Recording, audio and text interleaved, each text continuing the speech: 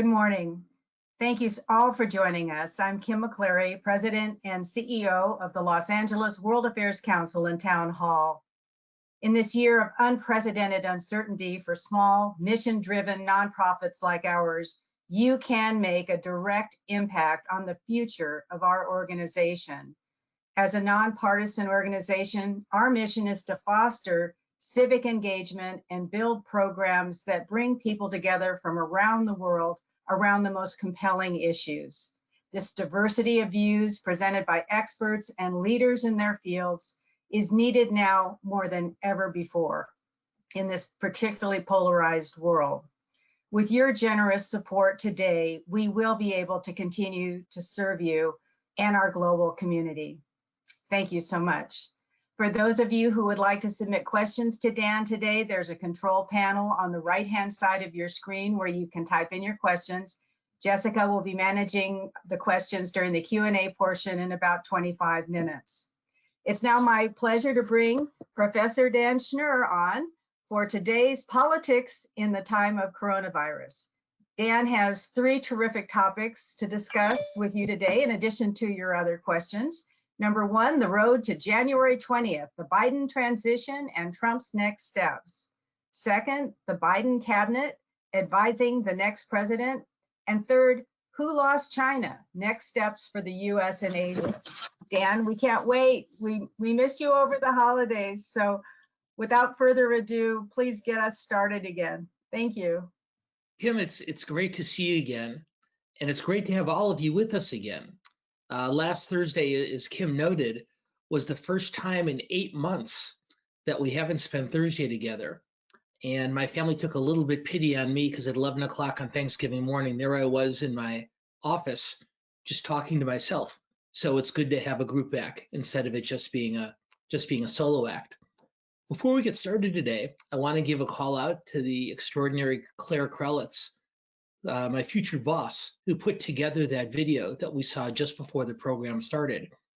And of course, my other future boss, Jessica DeGanzik, will be joining us in just a little bit as we go through your questions. But before we do, as Kim noted, as we do every week, I want to spend a little bit of time talking about the few topics that caught my attention to the greatest degree this week. And so, of course, I want to start out by talking about the transition. And we're going to talk about it first from the Biden and then from the Trump perspective. And this may be a first for us, but let's start with Joe Biden, because after all, he is the president-elect. In our second topic, we'll begin talking about his cabinet and senior staff appointments in a few minutes. But the most important thing going on in Washington, D.C. right now is the renewed possibility for COVID relief. Because after months of dormancy in terms of negotiations in Congress and between the House and the Trump administration, it does look like we're finally beginning to see some movement. And so before I go any further, we want to start out by asking all of you a question. So Claire, yeah, perfect. Boy, she's good and she's fast. Question number 1 for all of you to consider. Will the president-elect, will Joe Biden be able to get bipartisan support for a COVID relief package? And I'd ask that you read the alternatives carefully because they're a little bit tricky, I now notice. Number 1, yes, he will be able to get a bipartisan package with some Democratic and some Republican support before he's inaugurated president. Second, he'll be able to pull together bipartisan support for a relief package for the virus, but not until after he's been sworn in as president. Third, no, he will be able to pass a relief package, but on a straight party line vote. And of course, that presumes 50 Democratic senators plus Vice President Harris after the runoff elections in Georgia on January 5th. And third, no, he won't get the GOP support. And if Republicans maintain the majority in the Senate, that means that nothing significant will pass. So Claire, let's see what our group has to say in terms of responses. Well, look at that. It's very, very positive.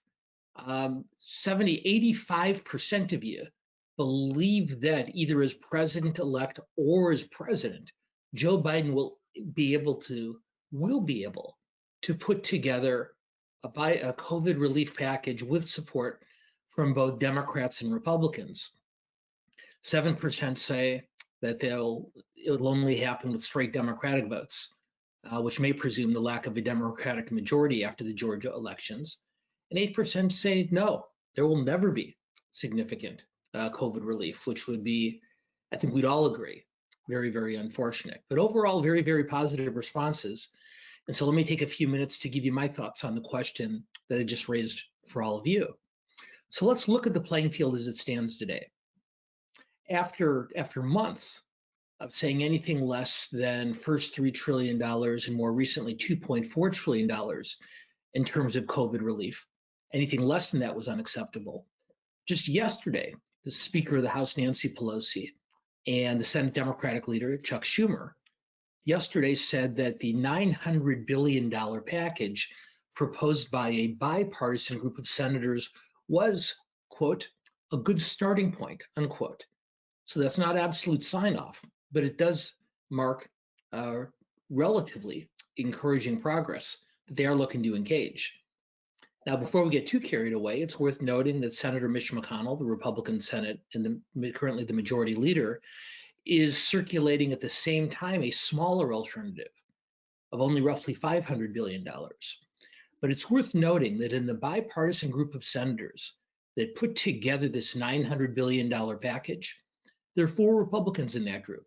Susan Collins from Maine, Lisa Murkowski from Alaska, Mitt Romney from Utah, and Bill Cassidy from Louisiana.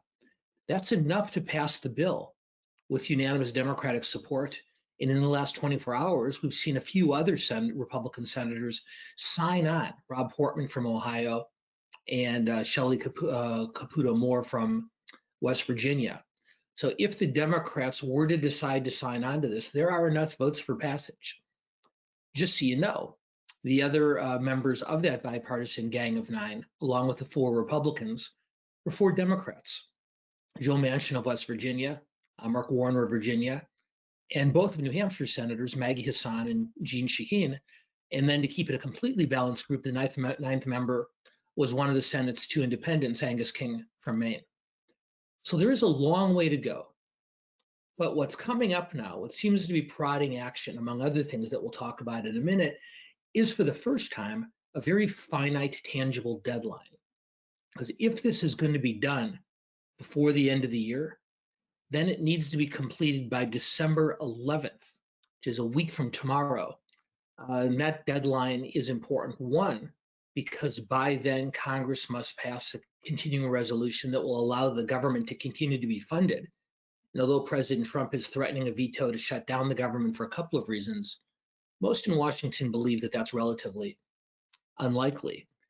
The other reason December 11th is such an important date is it's exactly 2 weeks before Christmas. And the House Majority Leader, Steny Hoyer of Maryland, has made it clear that he wants to give his members 2 full weeks to quarantine before Christmas. So in addition to government funding, there's a healthy dose of self-interest here, which makes it look at least plausible that an agreement will come by the end of next week. Now, the odds are still against this happening. There are still big differences on a couple of issues, most notably aid to state and local government, and very, very important differences on the question of liability protections for business and for schools and hospitals. But this is the first sign of movement in months. And the logical question to ask is, what does this have to do with Biden? Because he has not been part of the negotiations. Well, remember that Pelosi and Schumer have been holding firm at $2 trillion plus for months now. Biden has been hinting publicly that he believes that some type of compromise is in order. But it's been reported that the president-elect and his staff, but the president-elect himself, has been weighing in very forcefully and very frequently with Democratic congressional leaders.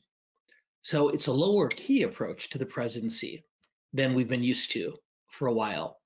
But there's no question that it's dramatically improved the chances for passage in a big, big way. So plenty of other things to talk about on the Biden transition, but let's go on to Trump for just a minute. Because between now and January 20th, there are 3 important dates that are worth watching as we move toward what is looking like an almost certain Biden swearing in on the 20th. The 3 dates are as follows. The first is December 8th, which is next week. And by December 8th, all 50 states, plus the District of Columbia and Puerto Rico, must have completed certifying the election results in their state, certifying a winner. And it is important to know that in all 6 of the key contested states, as of yesterday, Arizona and Wisconsin were the last, as of the day before yesterday, Arizona and Wisconsin were the last, but all 6 of the states that have been contested since November 3rd have now officially certified the election results.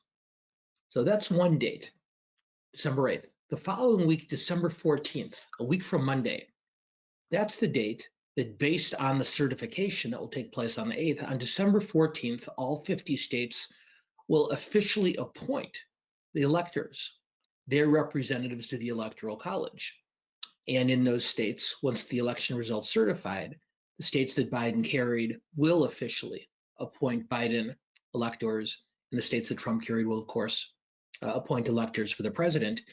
And no governor in either party in any state has indicated that they may not appoint electors reflecting the popular vote. Third, and most importantly, and I'd like to spend a couple of minutes on this, is January 6th.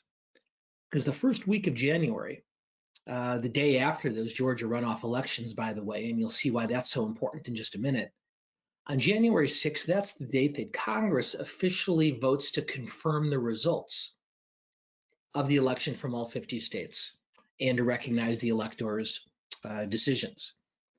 Now, short of a very, very unexpected intervention from the US Supreme Court, that January 6th date is the last potential obstacle for Biden between now and his swearing in on the 20th. Here are the rules for that session of Congress on January 6th.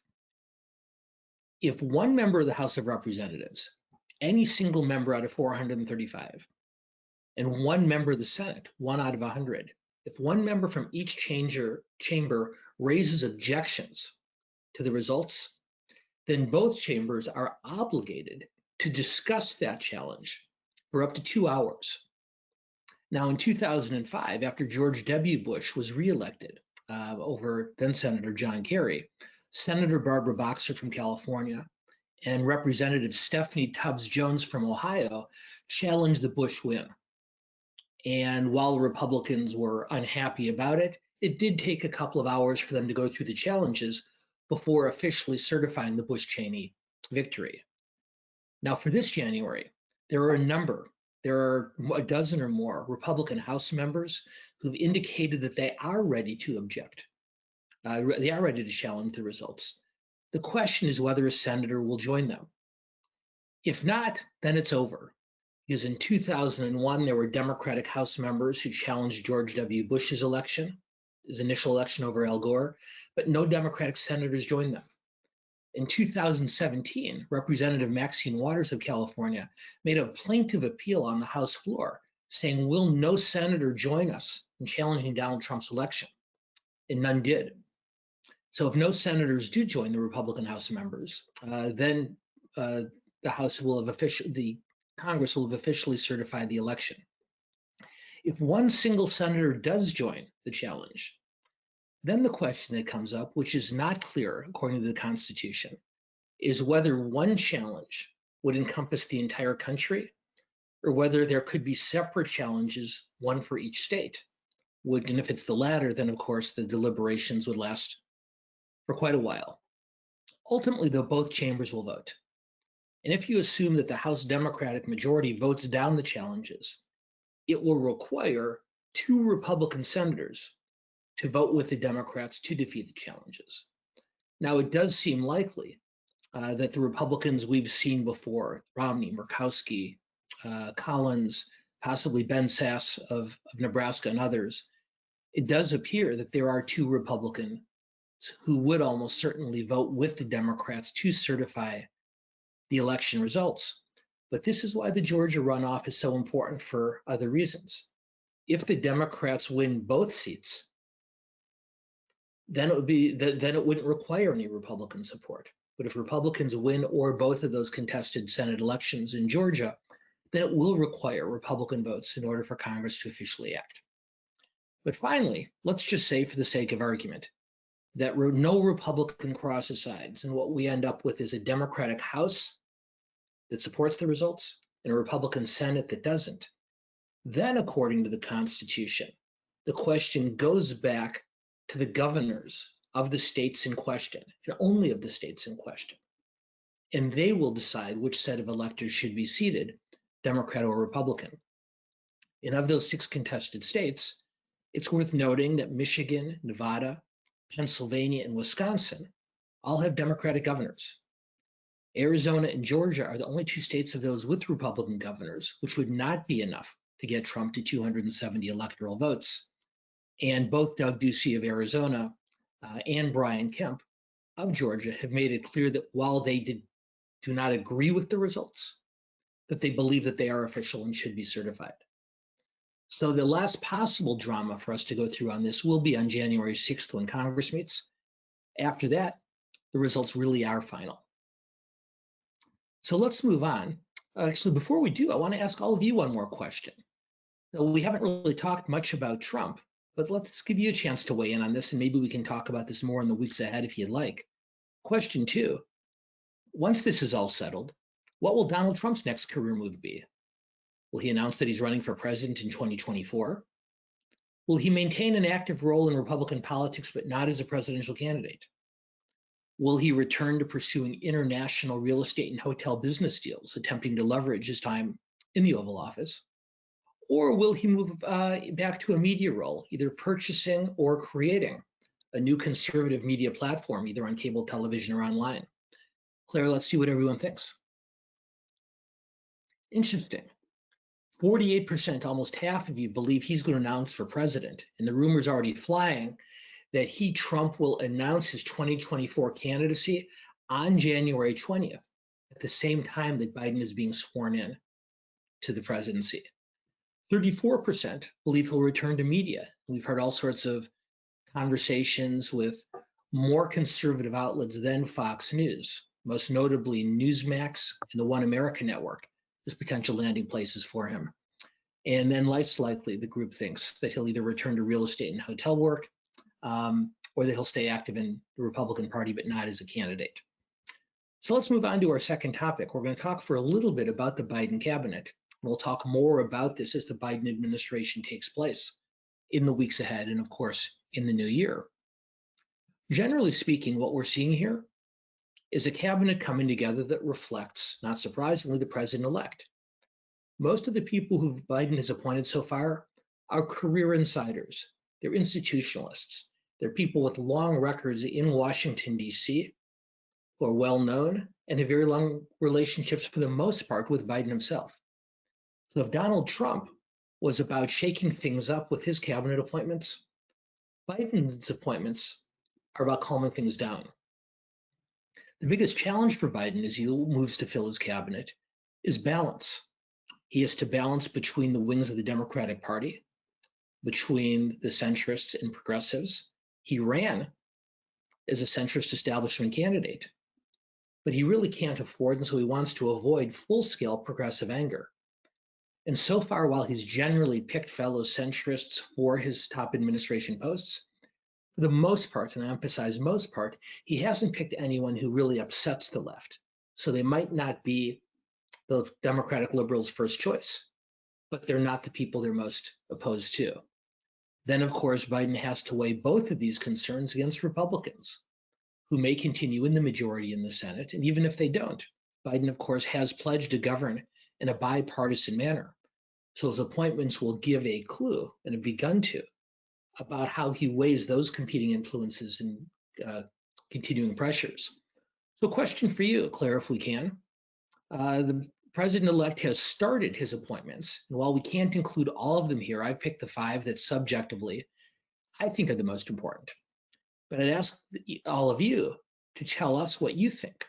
Which of these 5 appointments from the president-elect do you believe are the most important? Could be important as a great thing, could be important as a horrible thing. So we'll do importance value neutral. And we're asking you to choose between Anthony Blinken, the Secretary of State designee, Janet Yellen, who Biden has appointed as Secretary of Treasury, Alejandro Mayorkas, Biden's appointment to be the Secretary of Homeland Security. Neera Tanden as the Director of the Office of Management and Budget, which has already begun to raise some controversy. And Ron Klain, longtime Biden advisor, as the White House Chief of Staff. Which of those five do you think are the most important? Interesting, 50%, actually half, say Janet Yellen is Secretary of Treasury. And it's worth noting that Yellen is the first woman ever to hold the position of Treasury Secretary. Women have now held almost every cabinet office. One that has not yet been the case is the Secretary of Defense. And the front runner there, Michelle Flournoy, of course, is a woman, and we'll come back to that a little bit later. But 50% think the Yellen appointment is the most important one. 24% say Blinken is the Secretary of State. 18% say Ron Klain is White House Chief of Staff, obviously not a policy maker, but a key position in every White House. 6% say Homeland Security with Mayorkas, and 2% say Neera Tanden as Budget Director, even given the controversy that has come up over her appointment. One point on Yellen I'll make, and I know we'll end up talking about her quite a bit as time passes, is not only is she going to be the first woman to ever hold this position, but a couple things to keep in mind about her. One, Yellen is respected, as it's been reported, by both progressives and centrists, and even most Republicans, from her time as the head of the Federal Reserve. By all accounts, she appears to have been somewhat of a compromise candidate. Many progressive Democrats were hoping that Biden might appoint Senator Elizabeth Warren to this position, although Biden made it very clear, very politely, that that was unlikely, and of course has not been the case. The other person it's been reported that he was considering seriously is a woman by the name of Lael Brainerd, one of Washington's most respected economic thinkers. But while Brainerd, like Yellen, is very much respected by centrists, she wasn't met with nearly as enthusiastic a response from the progressive wing of the party. And so it appears that what Biden and his campaign did, or his transition did very adroitly, is they floated a couple Troil balloons, saw that progressives in their own party would be happier with Yellen than with Brainerd, and acted accordingly. We'll talk more about the president-elect's appointees going forward, but for right now, let's move on to our third topic for the day, because I know a lot of you last week, after we talked about China briefly, many of you indicated in our post-webinar survey that you did want to return to the topic in more detail, and we aim to please. So I very rarely do this, but there was such an important column that ran yesterday that I want to reference all of you to it in case you haven't read it. But Tom Friedman, the very fine New York Times columnist, did a very extensive interview with President-elect Biden that ran in yesterday's New York Times. Now, the interview covered many topics, and I recommend reading it not just for what Biden said about China, but what he said about Iran, what he said about domestic and economic policy, what he said about the pandemic. It's worth a read. But I'm going to quote you from it. I'm going to quote you from Friedman's column on what the president-elect had to say about China. And I quote, "The best China strategy, I think, is one which gets every one of our, or at least what used to be our allies on the same page.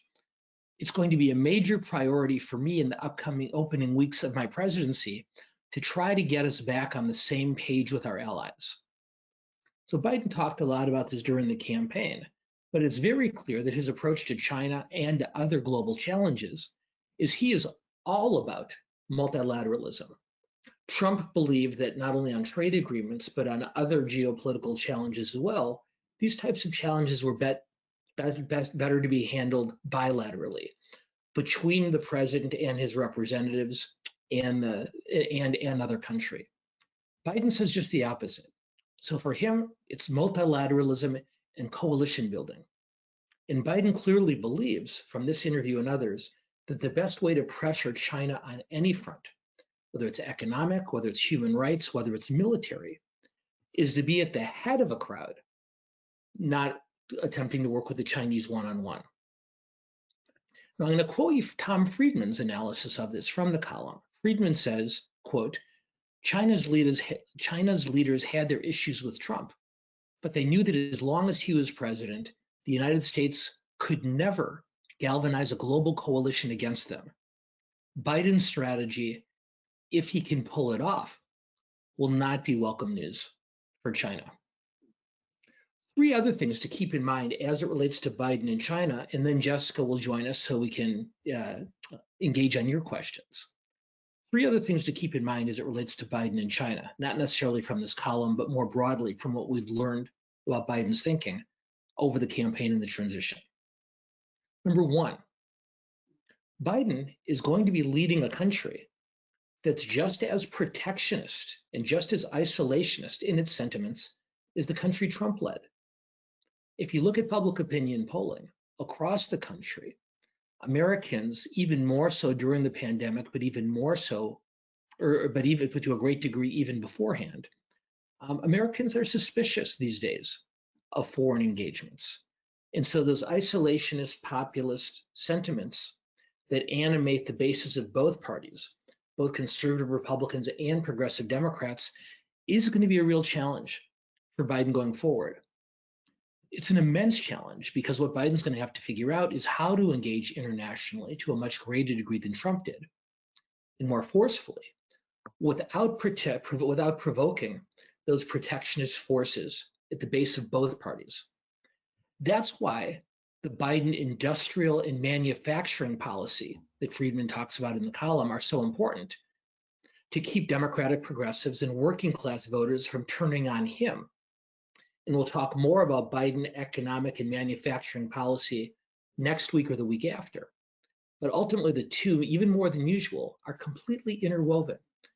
Biden cannot pull off his foreign policy goals unless his economic and manufacturing agenda is to the satisfaction of the party's bases and of working class voters in the upper Midwest and elsewhere.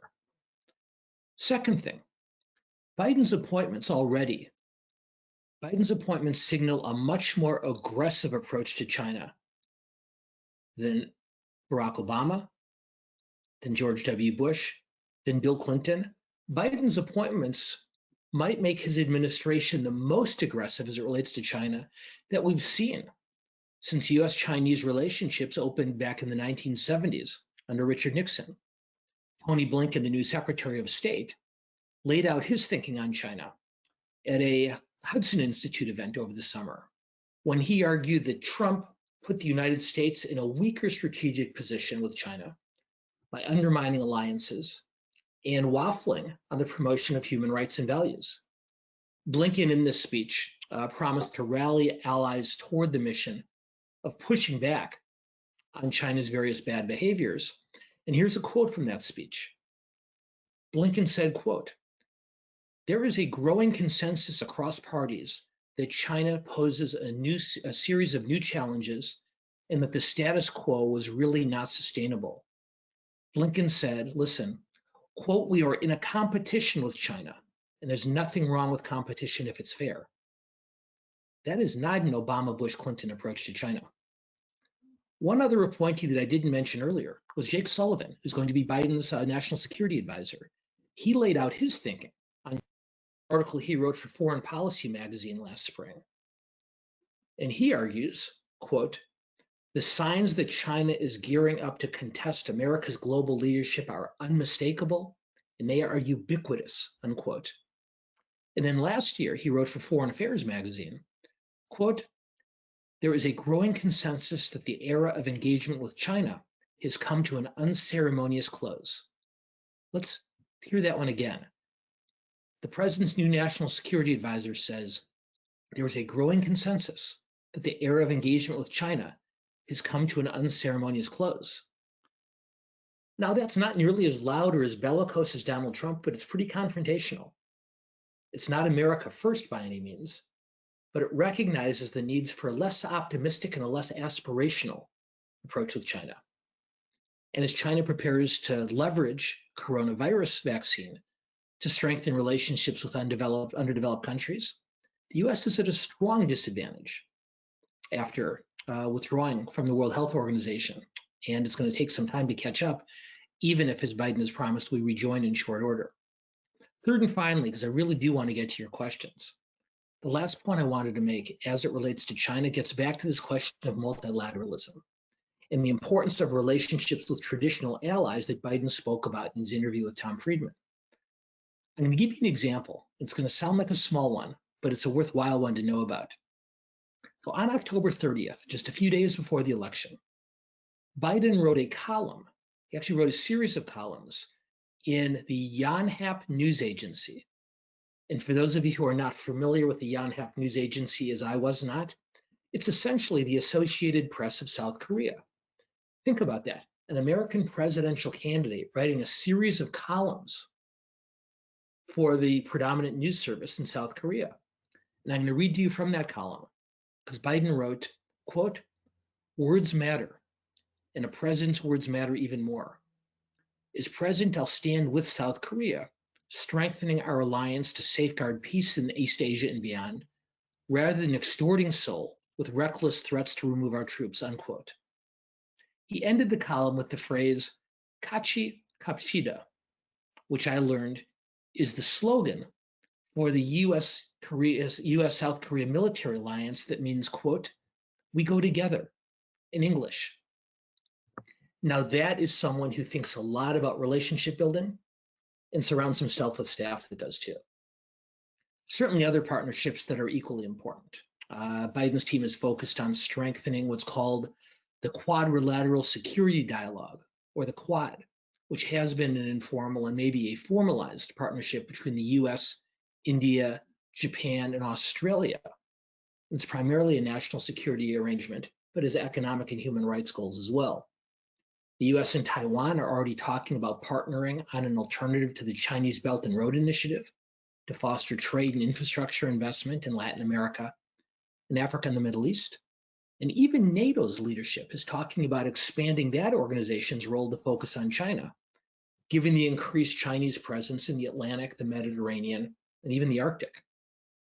But what NATO's potential involvement with China would really be is its cover. It's cover for European nervousness about the new 15-nation Pacific Trade Agreement that China has spearheaded in that part of the world. Europe wants to fix trade relationships with the US, and we'll talk more about that in the weeks ahead, for its own purposes. But also, Europe understands the importance of following the US back into Asia for further trade opportunities. So lots going on here, and I did go on a little bit longer than normal, and I apologize for that. But Claire, let's put up our fourth question for the group, and then Jessica, we can go on to questions from everyone. Here's our final question for today. What do you think will be the most important priority for Biden in his dealings with China? Is it economic and trade policy, which we talked about today? Human rights concerns, as we've talked about in the past and will again in the future? National security of clear import, subject to be revisited as well? Or is it COVID and vaccine related matters? What do you think? 67% of you, 2/3, say economic and trade policy. 25% say national security. Only 2% say human rights concerns. So I'll give you fair warning because we are going to talk about that in the future at some length. And 6% say COVID and vaccine related matters. Very interesting as always. Thank you for your participation in our polls. And thanks in advance for what always turn out to be really, really smart questions. So Jessica, if you're able and are willing, maybe we can move on finally to the second half of today's program. Thank you so much, Dan. A lot of the audience members were asking if you could repeat the information on the Thomas Friedman article. I did send a link to that in the chat, but if you want to just reiterate that as well in case they can't access that. Sure. Yesterday's New York Times, Tom Friedman, who of course writes a respected, regular, biweekly column for the New York Times, Friedman in yesterday's Times wrote a column based off of his interview with President-elect Biden. And even if you have read it, go back and read it again because there's a lot in there. When I read it over the second time, I picked up on a lot that I hadn't when I read it the first go round. Thank you so much. And also there was somebody else featured in the LA Times recently. So we got a note that says, congrats to Dan for being quoted in the LA Times today. So Well, that's very nice. I used to be quoted in the LA Times a lot more, but every once in a while they'll reach out to a has-been. So it's always flattering to get a call from a reporter. For those of you who are interested, I'm going to be on KPCC with A. Martinez this afternoon. So I guess this is my week for non-World Affairs Council Town Hall media too. Wonderful. We got a lot of questions on the Georgia runoff, and so it might be one that we want to dive into further next week, but I don't know if you wanted to kind of give us an overview of what's going on, and then maybe I can compile some of these questions that we got and we can focus on that next week. I'll leave that up to you. Jessica, I think that's a great idea. Let's agree to make the Georgia runoff one of our topics next week because it is of such import. Okay. As all of you know, that because of the way Georgia's election rules work, if no candidate gets more than 50% of the vote, they don't simply declare the candidate with the most votes the winner, but rather they go to a runoff between the top two candidates. And in Georgia, there are two races going on, not one, because of last year, one of Georgia's sitting senators stepped down from office, was replaced by Governor Kemp with a woman by the name of Kelly Loeffler, a very prominent business leader in the state of Georgia. And so in addition to the regularly scheduled election, Senator David Perdue's reelection campaign in 2020, Senator Loeffler faced a special election in the first general election ballot since her appointment. Neither of them got 50% of the vote, and so we'll find out on January 5th whether one will both return to the Senate. There has not been a great deal of reliable polling done out of Georgia, but what we've seen so far is that the Reverend Raphael Warnock, who's running against Loeffler, has begun this runoff with a small lead over the incumbent senator. In the other race, John Ossoff, the former congressional candidate who ran for Senate this year for the Democrats, is running pretty much neck and neck with Senator Perdue. That one's even harder to ascertain. What's most notable there, and then we'll have a lot to talk about next week, is President Trump is going to Georgia on Saturday. And Trump's reaction to the overall outcome of the race, both nationally and in Georgia, has created a huge problem for those states' Republicans because they're concerned that as Trump continues to question the election results, that may discourage his most loyal supporters from bothering to vote in the runoff. And just yesterday, a couple of very prominent Trump supporters held a news conference, which I saw described as a not get out the vote rally, in which these two supporters both urged Trump voters, not to participate in the runoff election because the system was fixed. Presumably, Trump's visit to Georgia will include him encouraging people to vote for the Republicans. But in a runoff election, in which it's all about turning out your most loyal supporters, about turning out your base, the fact that conservative Republicans are hearing this mixed message does provide a stronger opportunity for Democrats than would be the case under more normal circumstances. But lots more to talk about on this next week. Perfect. So for those that sent in your questions, I'm going to compile those and share those with Dan so he can get that ready for next week and we can do a deep dive there. So thank you. Thank you for submitting those questions. Regarding Newsom's appointment to fill the Harris Senate seat, has anything changed since we last talked about this, or is Padilla still the likely pick? Well, not much has changed since we last talked about it. For those of you who didn't see it, because it didn't get a lot of attention in California media, Dianne Feinstein announced this week that she was endorsing Secretary of State Alex Padilla to be the the new senator from California. Meanwhile, as we talked about previously, been a very prominent group of female political leaders and community leaders from around the state who are urging with an increasing volume for Newsom to appoint a woman of color, particularly an African-American woman of color, because after Harris officially is sworn into the vice presidency, there will no longer be an African-American woman in the Senate. And Willie Brown, the former mayor of San Francisco, who I think has one of the best political minds of anyone anywhere, he is advising Newsom apparently to appoint himself, not himself Willie Brown, he thinks Newsom should appoint himself to the Senate seat, arguing that rebuilding California's economy and infrastructure post-pandemic is going to be a pretty lousy job, requiring all sorts of unpopular decisions. And Brown argues that Newsom, if he went to the Senate, would have a much clearer path to someday run for president. Why do I bring this up? Because if it weren't for Willie Brown, Gavin Newsom would be a restaurant owner in downtown San Francisco arguing about Governor Kamala Harris's shutdown of restaurants. Willie Brown appointed Gavin Newsom to the San Francisco Board of Supervisors way back in the 1990s. He strongly supported his campaign for mayor and has been a very strong ally of Governor Newsom ever since. If he's telling Newsom to appoint himself, I don't think it's likely, but if Willie Brown is suggesting it, Gavin Newsom is not dismissing it out of hand. But he is still the most likely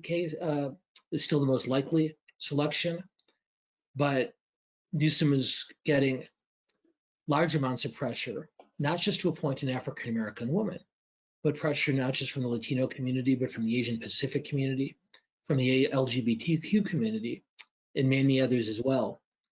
He's, by letting this wait, I think Newsom is putting himself in a more difficult position than he needs to, because the pressure continues to build from all sorts of sources, and ultimately it may look like Newsom is making such an important decision in response to that pressure.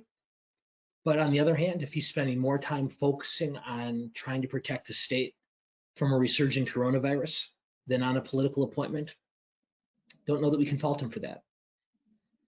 Thank you. Is Biden making space for Andrew Yang and Pete Buttigieg? Let's get the young and up-and-coming people in there. I would be absolutely astounded if Pete Buttigieg and Andrew Yang did not end up in prominent positions in the Biden administration. But the questioner is right. Biden puts a huge amount of value, as many politicians do, but perhaps even to a greater degree, on loyalty. And by definition, the people who've been with him the longest are the people who've been on the planet the longest. And so what we're seeing in this first round of appointments is are individuals, men and women, who've been around for a long time. But I think Biden has repeatedly referred to himself as a transitional president. And just like he reached to another generation to select his vice presidential running mate, my guess is that in addition to Buttigieg and Yang, you'll see no shortage of younger Democrats populating the Biden administration as part of Biden's commitment to build that bridge to the next generation. Thank you. The January 6th rules are arcane, to say the least. I believe they are not constitutional provisions. Is there no move to alter these provisions to eliminate the massive confusion and potential constitutional crises that could ensue from minority congressperson dissent? Okay, so these rules are arcane, and I'll say to the question that might be the most polite adverb that you could have come up with. There's certainly stronger ones that would be just as, if not more, applicable. I don't think it's likely that these rules are going to be changed. It is worth noting that in 2001, in 2005, and in 2017, Democrats challenged the results, obviously not to a degree where they were able to change the outcome, but this is a constitutional safeguard that's employed in order to make sure that something horrific did not happen with the state certification process, because the country is based on a separation of powers between the three branches, between the legislative, the presidential, and the judicial branch. And it is worth noting that it's the Congress, not the executive branch, that is the first article of the Constitution. It's unlikely that something like this will be changed. There's been a lot of talk about how it might make sense to just do it automatically, but having that human element in place, just in case it's ever needed, my own opinion is it's worth the risk of a potential problem in order to have that last safeguard in place from a co-equal branch of government. Thank you. Are there any election-related cases that could make it to the Supreme Court?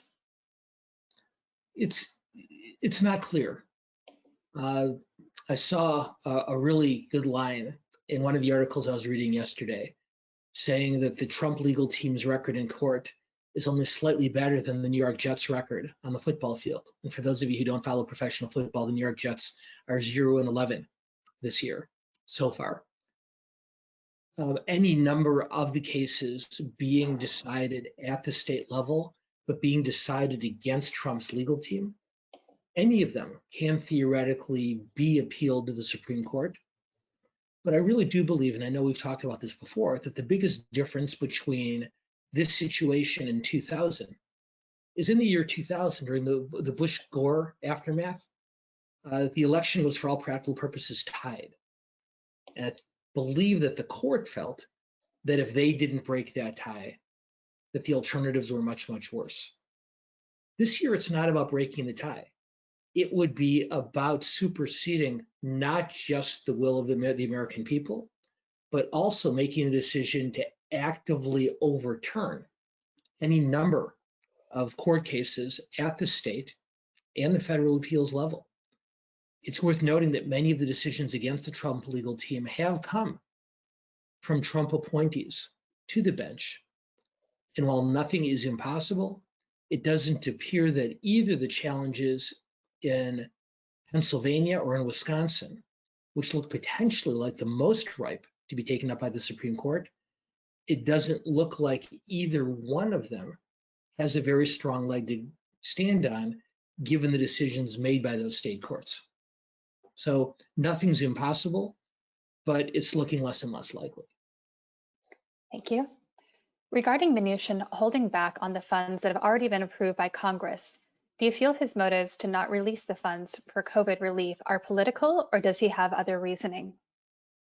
My initial response, my initial instinct, when the Secretary of the Treasury decided to take money that had already been designated by the Federal Reserve and had put it into an account that Biden would have to seek congressional approval to use, I have to admit I did see a large degree of partisanship in that. That said, over the last days, the current head of the Fed, Mr. Powell, has indicated that he did not object to that shift being made. And it does seem likely that if, as 80+% of all of you thought would be the case, if Biden is able to fashion a bipartisan compromise on COVID relief, not just before, but presumably another package after taking office, it appears that that money will be available. So I don't know what Mnuchin's motivations were, but if the Fed didn't think it was a problem, and if it looks more than likely that Congress would give a new president the support to use that money, I suspect in the long run, Mnuchin's motivations might not matter all that much, because it appears very, very likely that that money is going to be spent regardless. Thank you. With Trump raising over $170 million for his leadership PAC so far, do you think this is one of his best strategies for keeping his hold on the Republican Party and obstructing Biden's administration? It is definitely a fundraising stratagem. Many of you have read about this, but the Trump campaign has actually sent out more emails in the month since the election than they sent out in the month before the election. And almost all of those emails, in a variety of ways, make an appeal for funds to challenge the election results in court. But if you read the fine print on those appeals, either 2/3 or 3/4 of that money is being designated not for a legal appeal, but for a Trump political action committee, either to retire his campaign debt or to be used on behalf of other Republican candidates and causes going forward. The appeals are very successful. Trump has raised a tremendous amount of money, and it will allow him to remain a player on the political landscape in terms of contributions, in terms of travel, in terms of other support mechanisms, for as long as he wants to. Whether he decides to use that platform to attempt to undermine his successor, or to promote his own potential candidacy in 2024, or to promote other Republicans running for office, or all of those things and more, there's no way to know in advance. But there's no question that Trump will be very, very well funded because of the money he's received from his supporters who've been misled into believing that this money would be used to challenge the election results, one for the largest sums of that money. That's simply not the case. Thank you. What is China's aim in possibly interfering with US distribution of vaccine, as has been suggested in some media? Is it trying to leverage its current advantage in addressing COVID virus and rebuilding economy? Well, we should do another topic, Jessica, if not next week, at some point in the weeks ahead, on vaccine distribution. But it does appear that China sees the opportunity for geopolitical leverage, if you will, in being able to distribute the vaccine more broadly than the US and more quickly than the US is able to.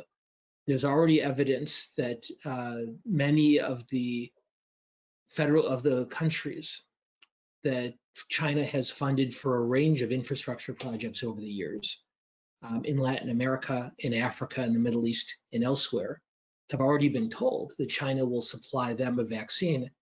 And the Chinese leadership does apparently believe that this will help them cement those relationships in a post-COVID era.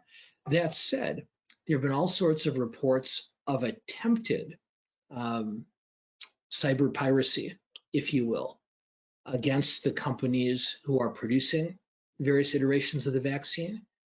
It does not appear from experts in this field that those efforts are coming from a government, whether it's China, Russia, Iran, or otherwise, but rather from private sector individuals. But all in all, China definitely does see an opportunity here to leverage its geopolitical strengths and further them, given whatever advantages they can achieve with vaccine distribution. Thank you. What about Biden's upcoming policies on climate change? So Biden has proposed, for the record, a $2 trillion alternative energy climate change initiative. It's not as ambitious as some of his primary opponents. It's not the Green New Deal, which framed this debate over the course of the Democratic primaries. But it is an immense amount more than not just Trump, but the Obama administration spent on this issue. So there are people smarter than me who know this issue better than me, who are better equipped than I am to tell you whether that's enough. But it is a historically unprecedented investment. And it does appear that the president-elect and his administration see that $2 trillion investment, not just as a climate change initiative, but as an economic and infrastructure initiative, as a way of helping the country get back on its feet economically post-COVID. So for me, historically unprecedented is a pretty large commitment, but no question there are others who would argue very forcefully that it's not enough and that the alternatives that were being discussed by the Democratic candidates is preferable. I suspect that Biden, not only because of his own natural political and policy instincts, but also because of the incredibly narrow majorities in Congress, is now going to be able to say, even if I wanted to do what was referred to as a Green New Deal back last spring, there's no way to get it through such a closely contested Congress. So a more measured, if you can call it $2 trillion investment measured, more measured approach is not only the preferable one, but the only realistic one. Thank you. Is it possible that despite announcing a 2024 run, might Trump fade into the background once Biden has been in office for a while? I guess now is a good time for me to hold up my mug, Jessica, isn't it? And for those of you who've seen this before and can't read it now, Jessica and Claire got me this mug that says no to predictions, yes to coffee. I learned 4 years and a month ago not to make predictions about Donald Trump. He's begun letting it be known that he does want to run for president in 2024. Whether he does follow through on that or not is your guess is as good as mine. But as long as he leaves the possibility open, the more difficult it makes it for other Republican potential candidates, not just to be seen and heard because he'll block out the sun, but even for a potential candidate to begin making early organizational moves becomes a lot trickier if Trump and his following think that that person is doing it as a challenge to them. It is worth noting that Politico this week asked a number of prominent Republicans, potential presidential candidates and others, what they thought about Trump running for another term in 2024. Almost all of the respondents, members of Congress, members of the Senate, governors, responded favorably to the idea, including a number of potential presidential candidates. Two did not. Neither Senator Marco Rubio of Florida or Senator Tom Cotton of Arkansas said that they thought that Trump running again was a good idea. They didn't criticize it, but they noticeably stayed out of the conversation. So either way, though, as long as Trump keeps the option open, the more difficult it is for any other Republicans to emerge. Thank you. This will be our final question, and we've gotten several iterations of it. What is the likelihood of Trump pardoning his family before he leaves the presidency?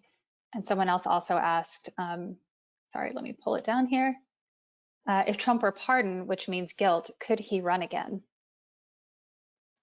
Boy, I just said that I didn't like to make predictions, but I'll make a prediction. It's very clear that the president is planning a large number of pardons between now and Inauguration Day. Possibly former campaign staffers like Paul Manafort, possible former administration officials like Steve Bannon. But I think as long as he believes that any of his family members are in any legal danger whatsoever, it's a virtual certainty that he will offer them not just pardons, but very, very broadly worded pardons. The pardon of General Flynn, for example, his first national security advisor, didn't just absolve Flynn of the specific crimes of which he had been accused, but essentially protected him against any legal action that might emerge as a result of Robert Mueller's investigation. I suspect that the president's children and son-in-law would enjoy a similar sweeping program. Pardon. To me, the less predictable question is whether he will pardon himself, attempt to pardon himself. That is an unresolved constitutional question on whether a president can pardon him or herself. The other option that he may be considering would be to resign on January 19th and for President Pence to pardon him before Joe Biden was sworn in on the 20th. Either way, whether Trump pardons himself or gets Pence to pardon him, it is worth noting that a presidential pardon only covers federal crimes. There's no way a president can pardon someone of local or state crimes. And in addition to any federal charges that Trump may face in the future, and we don't know if he will, that's a challenge for the new president and his Justice Department to decide in the months ahead. But even if Trump were pardoned, either self or otherwise, he would still be vulnerable to lawsuits in state court in New York State, which, if he were found guilty, could almost certainly end up resulting in a prison term. So very, very likely pardons for his family. Whether Trump were to pardon himself, I've seen it argued, I believe Doyle McManus in the Times argued that Trump pardoning himself would actually make it easier for Biden, because then Biden wouldn't have to decide whether to send his Justice Department to pursue legal action against Trump. But even if Trump were pardoned, either by his own hand or by his successor, he would still, for all practical purposes, be facing real legal threat. Wonderful. Well, thank you so much, Dan. And for those of you that are joining us today, we are going to be taking some downtime during the holidays. So hopefully join us for the Thursdays coming up to Christmas. And then we're going to be kind of pausing our programs around the holidays. So we'll update you on that schedule when we have that confirmed. Excellent. Thank you, Jessica. Thanks. Dan, that was fabulous. We can't wait to hear next Thursday, but more about the Senate race in Georgia. So thank you so very much for that. For our viewers, we are in the middle of our annual giving campaign that continues for a few more weeks. Please help us keep these important discussions ongoing, enabling civic discussions like programs like Dan's with experts and leaders who broaden our knowledge and awareness. Please text the word Schnur, the name Schnur, to the number on the screen and give what you can. With your support, we will be able to serve you and our global community. As Jessica said, we have a great lineup that continues up until about December 20th. And then we come back strong in January. Next Thursday, of course, politics in the time of coronavirus. December 8th, we have a program from our produced by our young professionals called our International Organizations Obsolete. December 9th, we have a program with the Chicago School of Psychology on the impact of COVID on people's mental health. A number of our companies are requiring their employees to watch this and their managers, so please check that one out. And December 15th, the California Congress member Karen Bass. So please go to our website, register for the programs, become a member, make a donation. Everybody, please stay safe, stay informed, and we will see you next week. Thank you.